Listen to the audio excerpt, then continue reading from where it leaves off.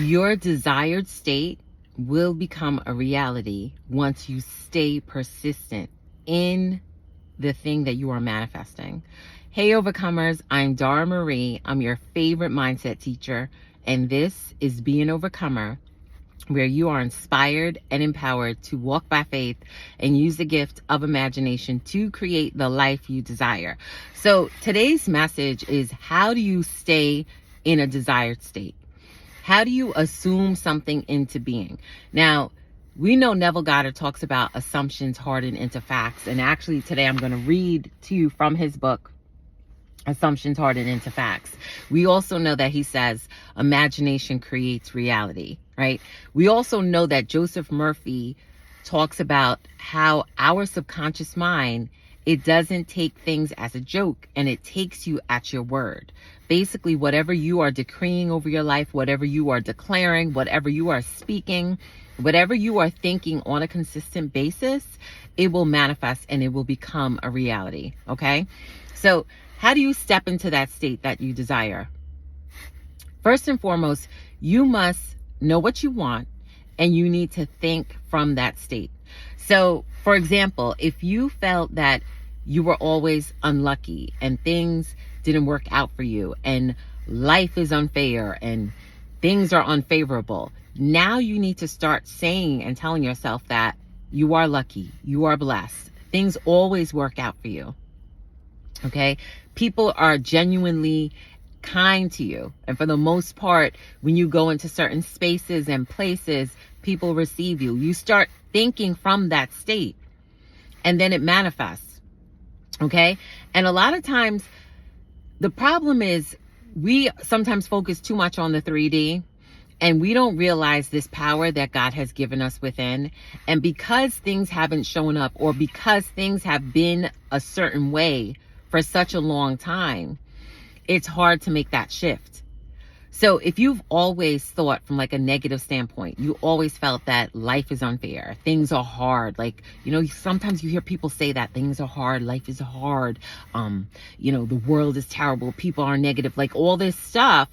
And because they've been speaking that for years upon years upon years upon years, it's like it's so rooted in them.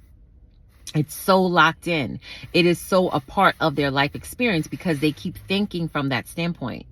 But the moment, I'm telling you, the moment you start to make the shift in your mind, things that we don't see, okay? Because, you know, the Bible says we're in this world, but we're not of this world. The word also says that we wrestle not against flesh and blood, but spiritual principalities. There's always spiritual forces at work. So the moment you go in your mind and start declaring that thing that you want and start thinking as if you are that thing, you have that thing, things start to move. You may not see it yet, but I'm telling you, this is where your faith must come in. This is where you need to walk by faith, okay? So, Assumptions Hardened into Facts. And basically this book, it's like different lectures from Neville Goddard. And I want to read to you a couple of like quotes that he has. And I underlined some things here that I wanted to read to you. And he wrote here, when I dared to assume I was the man I wanted to be, I did not discuss it with others. I simply persisted in my assumption and watched it harden into fact. That persistent act taught me that this world was a dream. Then he writes here, you don't have to be concerned as to who is going to aid you. Simply dare to assume you are what you want to be, and you will compel everyone to play their part to bring about your assumption. That is life. Okay.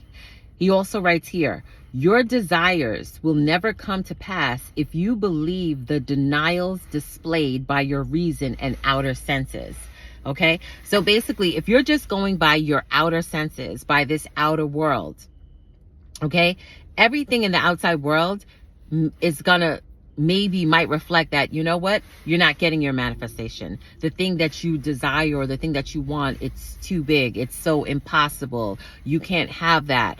It might be like sometimes, oh, you're from this background, or you grew up in this way and you can't have it. No, if you start to think in your mind what you want and stay there and persist in that assumption, it will harden into fact. Okay?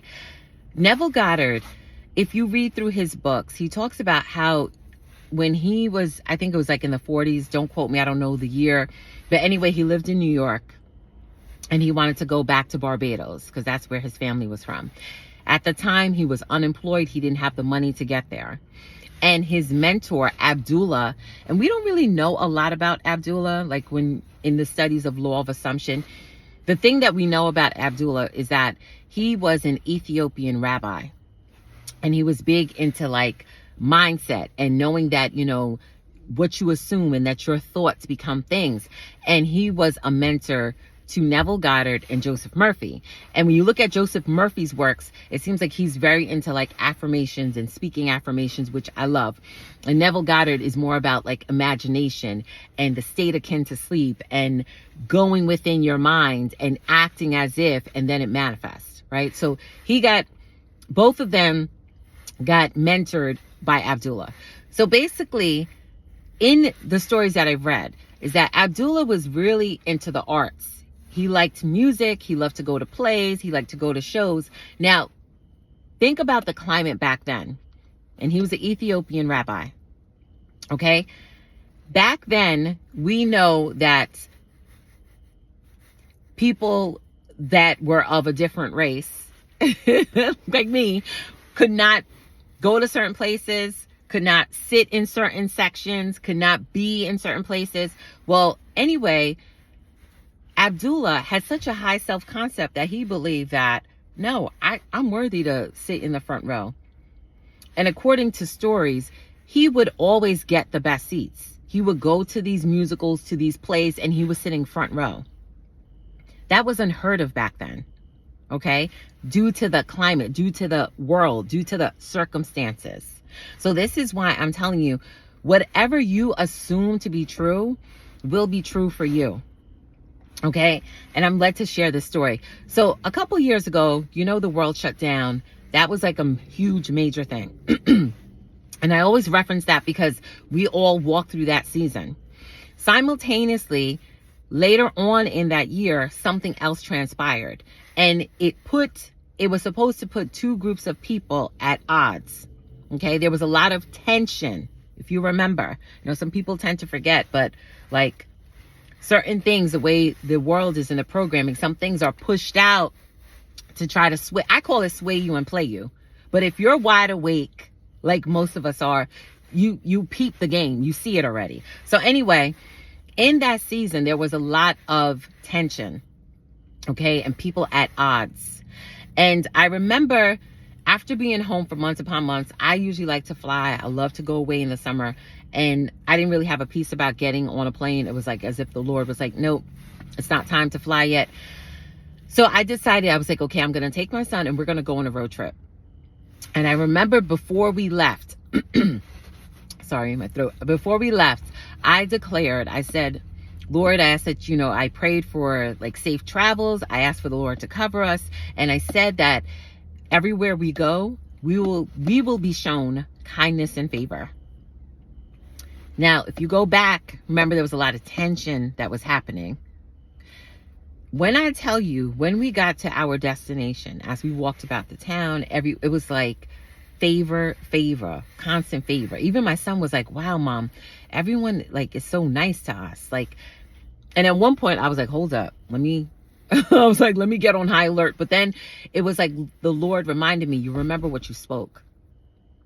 Because our words have creative power. Death and life is in the power of the tongue. We will eat the fruit of our words, and that's biblical. So it is in your best interest to always speak things that are favorable for your life. It is always in your best interest to always think thoughts that are favorable for your life, because those things will manifest. So anyway, as we were in this town, I decided, okay, let's go for an early dinner. And because of the social stuff that was happening, people were distant. And I remember we walked in and the host, he said to me, he's like, well, you can either sit in that room over there, and there were like other people, or if you want to, I'll place you in this dining room. And I looked over and no one was in there. I was like, why don't we go in there? I was like, yeah, we'll go in there. And it was like their main dining room for like special events. Gorgeous place, like 5-star, like the windows all around. It was just beautiful, like the atmosphere. And then he also came to me and he said, I'm also going to be your waiter because my table just left. I don't have anyone else. So it's like, you know, I'll be your like waiter. And it's like he was our personal waiter. Brought us extra bread, brought my son juice. Like the food was amazing. Okay. But I remember before I left home with my son, I prayed for safe travels. I said, ask the Lord to cover us. And I spoke specifically that we would be shown kindness and favor everywhere we go. And that's exactly what I experienced. So getting back to entering states, in order to amplify a state, in order to animate a state, you must keep thinking from that state. So if you were once unlucky, you are no longer unlucky. If you were once in bad relationships, and ladies, like, you know, the men that you were with, if you were thinking, oh, they're constantly cheating, they don't know how to be loyal, they don't know how to be faithful. No, now you are a woman that's chosen, valued, and prioritized. Okay? And you start speaking that the man that you're with is loyal to you. Okay? Desires only you. If it's financial, you start speaking wealth. Stop declaring lack. I'm telling you, a lot of people are in a state of lack because they keep thinking from that. A lot of people staying in states of sickness because they keep thinking that and keep speaking that. Okay? You shall decree a thing and it shall be established. Okay? So that is how you animate a state. That is how you stay in a state. And like his book says, assumptions harden into facts. He says, although a thing may be false, if persisted in, it will harden into a fact. So overcomers, thank you so much for being here. I love you all so much. I just want to tell you my books, they're all available on Amazon as well as my website at Dora Marie Productions. And yes, I have coaching. Check the link in the description box. And if you would like, you can join the channel as well. I thank you all for taking time out of your day. I love you all. Always be an overcomer.